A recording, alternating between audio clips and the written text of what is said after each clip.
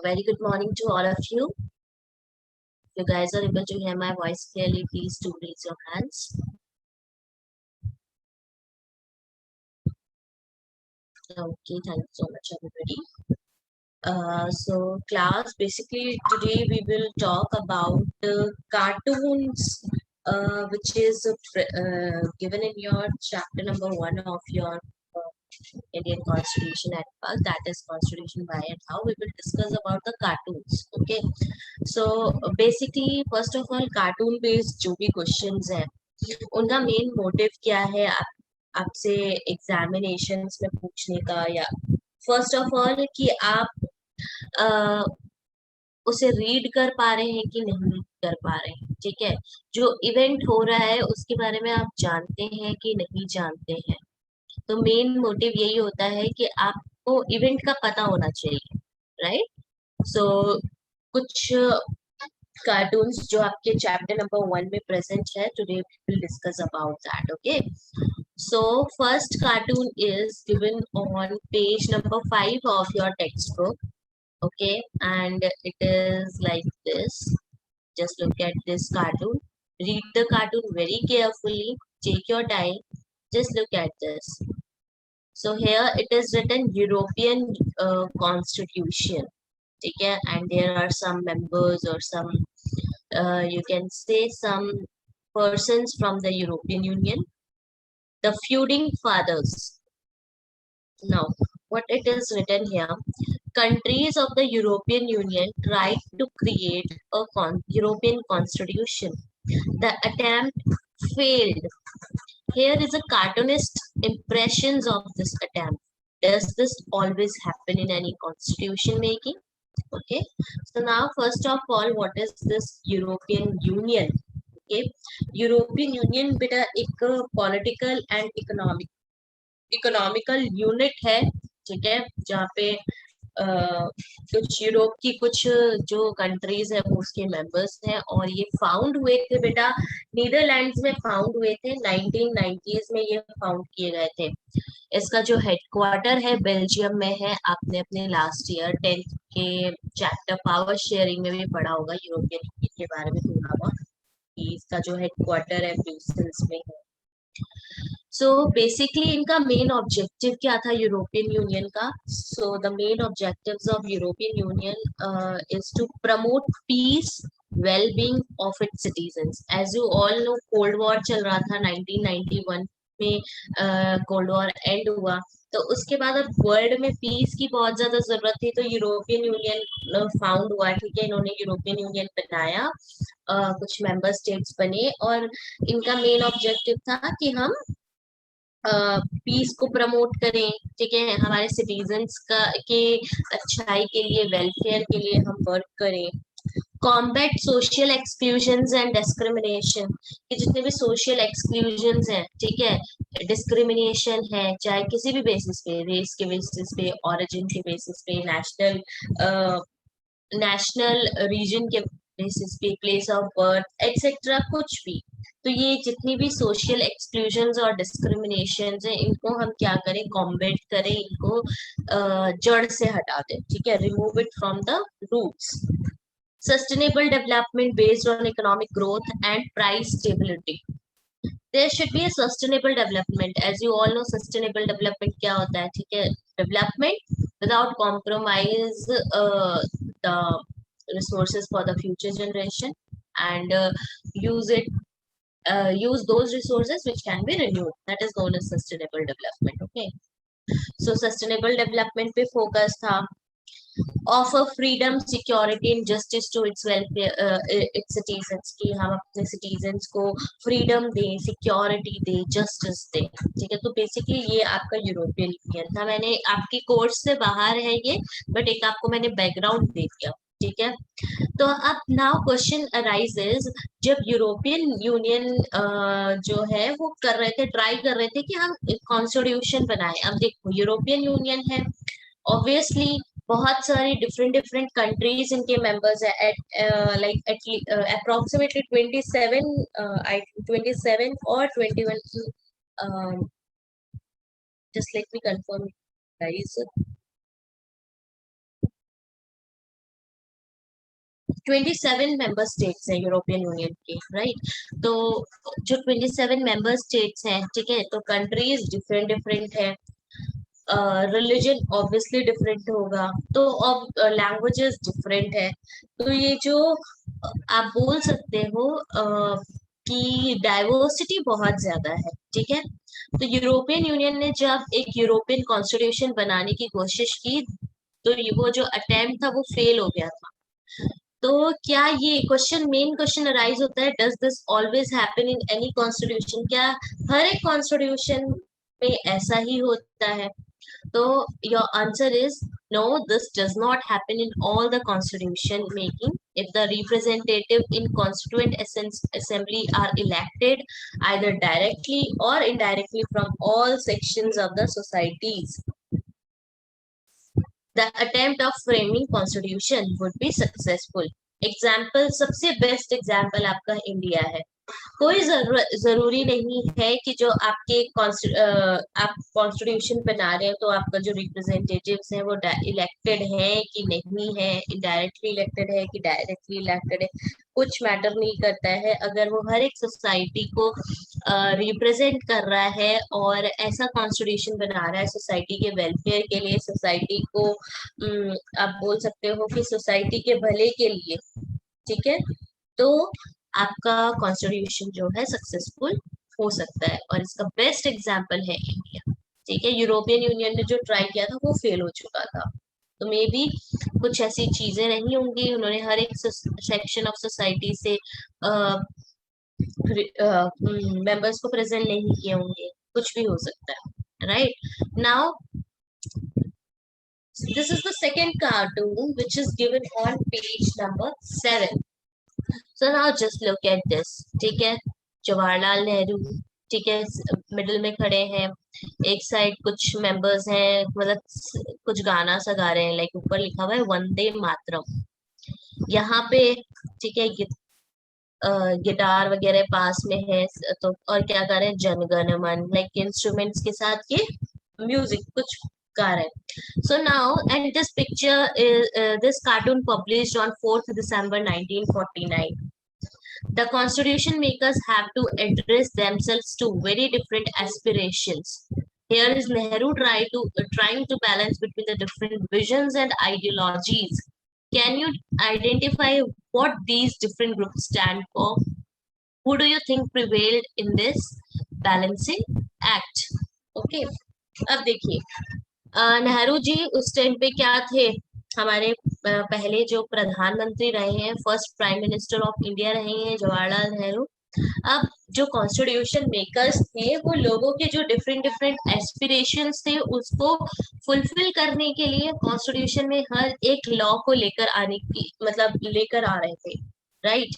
हर एक law, main उनका motive था वेलफेयर ऑफ द सोसाइटी, और लोगों का वेलफेयर और उनकी एस्पिरेशंस को फुलफिल करें। और ये one of the most important function है कि कॉन्स्टिट्यूशन ऐसा होना चाहिए जो सोसाइटी के एस्पिरेशंस को फुलफिल करती हो। तो यहाँ पे जवाहरलाल नेहरू क्या कर रहे हैं, दो डिफरेंट डिफरेंट आइडियोलॉजीज, एक ग्रुप गा रहा है जनगण मन, दूसरा ग्रुप गा रहा है वंदे मातरम। तो जनगण मन वंदे मातरम दोनों में क्या है, हमारी आइडियोलॉजीज ही तो है, ठीक है। तो नेहरू जी क्या कह रहे हैं कि कुछ डिफरेंट डिफरेंट ओपिनियंस, विजन्स और आइडियोलॉजीज को बैलेंस करने की कोशिश कर रहे हैं। तो first question arises, can you identify what these different groups stand for? So now in this cartoon, these different groups depicting or stand for different cultures, caste, regions, having different preferences, that is liberal nationalist and radical nationalist. Okay, अब ये जो है यहाँ पे जो लोग हैं, ठीक है, अलग अलग कल्चर से, देखो उनके पहनावे से भी आपको पता चल जाएगा, ठीक है। Just look at the dressing sense, ठीक है, ड्रेसिंग सेंस, बैठने का तरीका, बहुत सारी चीजें, राइट। तो ये कार्टून क्या रेफर कर रहा है कि जो different culture, different caste, different religion से लोग क्या कर रहे हैं, बिलोंग कर रहे हैं, ऑब्वियसली डाइवर्सिटी है। लोगों की जो प्रेफरेंसेस हैं, ठीक है, वंदे मातरम और जनगण मन को गा के वो शो कर रहे हैं कि हमारे जो आइडियोलॉजीज हैं, हमारे हमारे जो प्रिंसिपल्स हैं, ठीक है, या प्रेफरेंसेस हैं, वो काफी डिफरेंट है। ठीक है, कुछ लोगों को यहाँ पे बताया है कि जैसे लिबरल नेशनलिस्ट कौन होते हैं? जैसे कि वो believe in the inclusion form of nationalism. ठीक है, जो इंक्लूसिवनेस पे बिलीव करते हैं, ठीक है, जो लिबरल वैल्यूज को बिलीव करते हैं, जैसे कि फ्रीडम हो गया, टॉलरेंस, इक्वालिटी हो गई, इंडिविजुअल राइट्स हो गए, तो वो आपके हो गए लिबरल नेशनलिस्ट। और रेडिकल नेशनलिस्ट क्या होते हैं? जो जो कौन सी आइडियोलॉजी को बिलीव करते हैं कि नेशनल कम्युनिटी जो है हमारी एक पर्पस और डेस्टिनी के साथ शेयर होनी चाहिए, और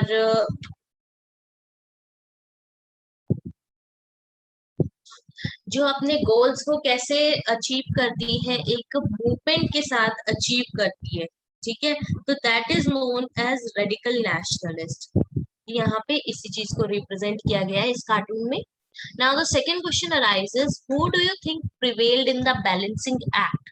now who do you think, ये जो बैलेंसिंग एक्ट है उसमें प्रिवेल कौन हुआ है? ठीक है, क्वेश्चन को समझो। Who do you think prevailed? Prevailed का मतलब क्या होता है? प्रिवेल्ड मीन्स पावरफुल, ओके, और सुपीरियर, जो अपने आप को पावरफुल और सुपीरियर शो करता है। तो अब देखो, दोनों ही कम्युनिटीज, दो ग्रुप्स है, दोनों ही क्या है, अपने पूरे लाइक आप बोल सकते हो कि जोश के साथ गाना गा रहे हैं, दोनों अपने आप को प्रूव करने की कोशिश कर रहे हैं। ठीक है, एक कंपटीशन सा लग रहा है ना, और नेहरू जी से बैलेंस करने की कोशिश कर रहे हैं। तो इस बैलेंसिंग एक्ट में सबसे पावरफुल क्या रहा है? अगर हम इंडिया, अगर हम देखते हैं, जन गण मन क्या है? हमारा नेशनल एंथम है, और वंदे मातरम हमारा नेशनल सॉन्ग है। तो दोनों को ही हमारा एक नेशनल हेरिटेज माना गया है, नेशनल सिंबल माना गया है। तो because the first one is our national anthem and the second one is our national song.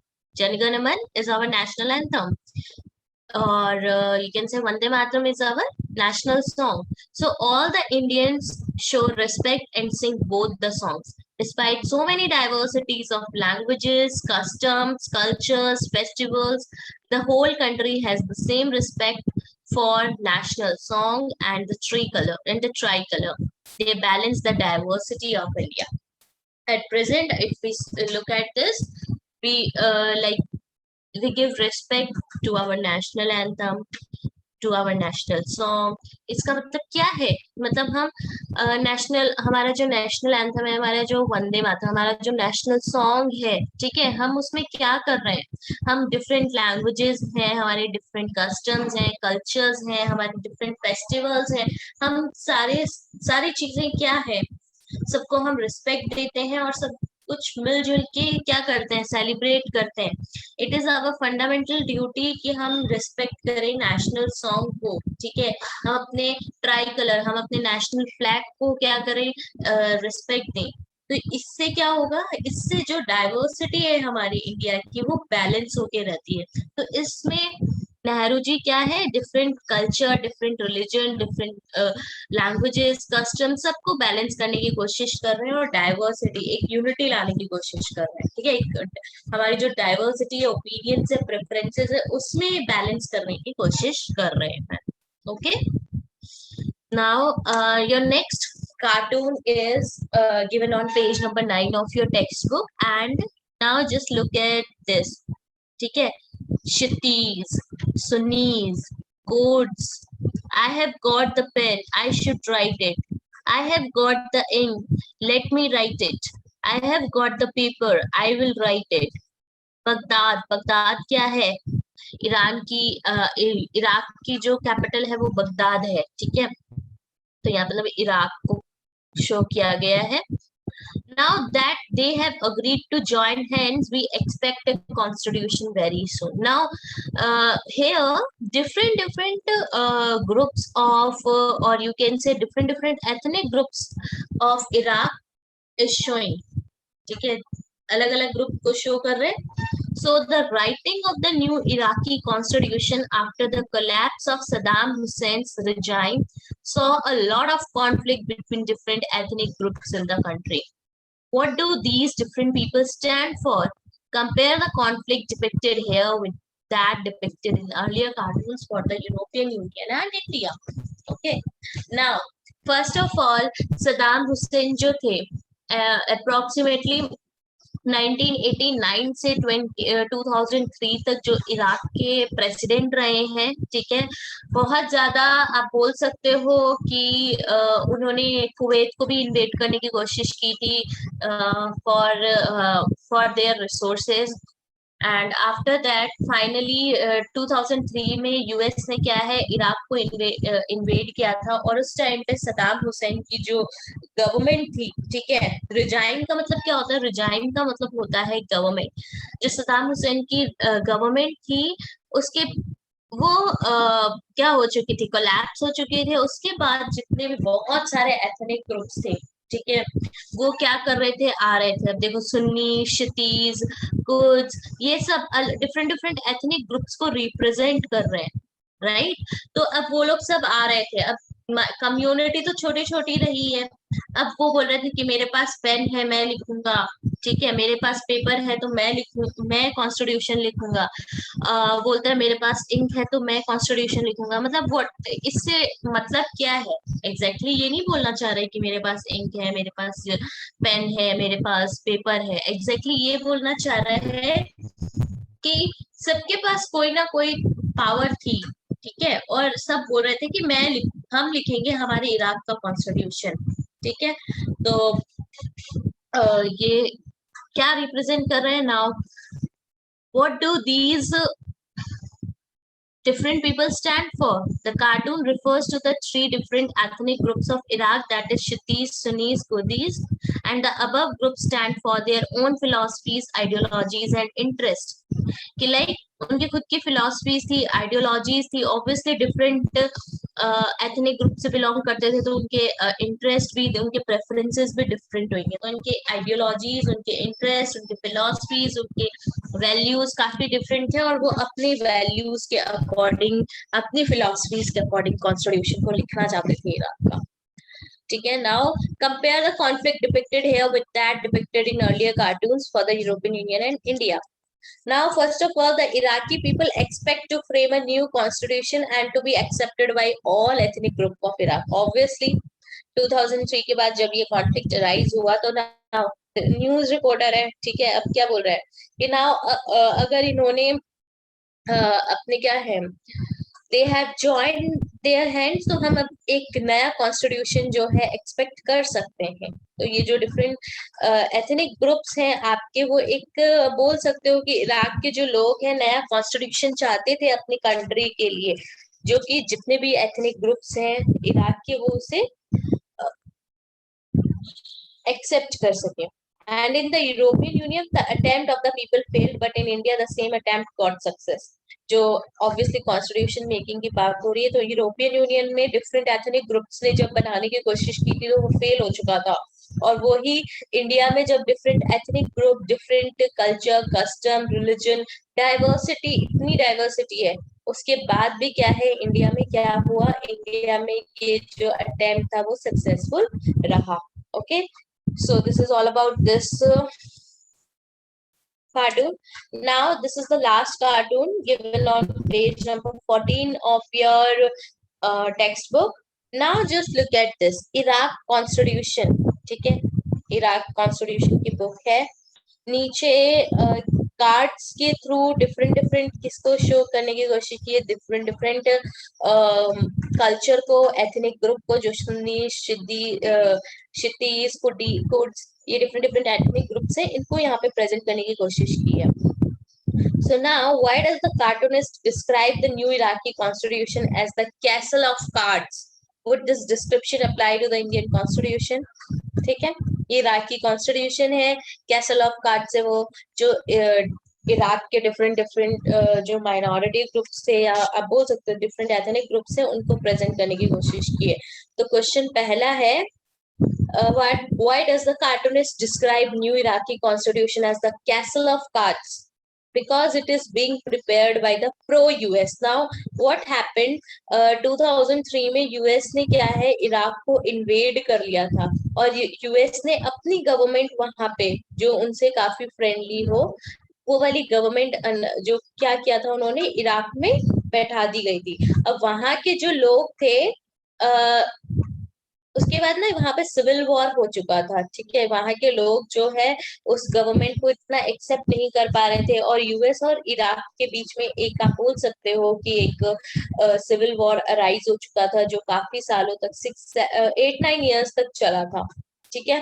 तो अब ऑब्वियसली ये जो प्रिपेयर किया गया था प्रो यूएस से, जो प्रो यूएस है, यूएस गवर्नमेंट ने किया था, क्योंकि यूएस ने इन्वेड किया था, तो यूएस गवर्नमेंट ने यहाँ पे कॉन्स्टिट्यूशन प्रिपेयर किया था। The people as well as the Constituent Assembly of Iraq is not representing the all ethnic groups of the country.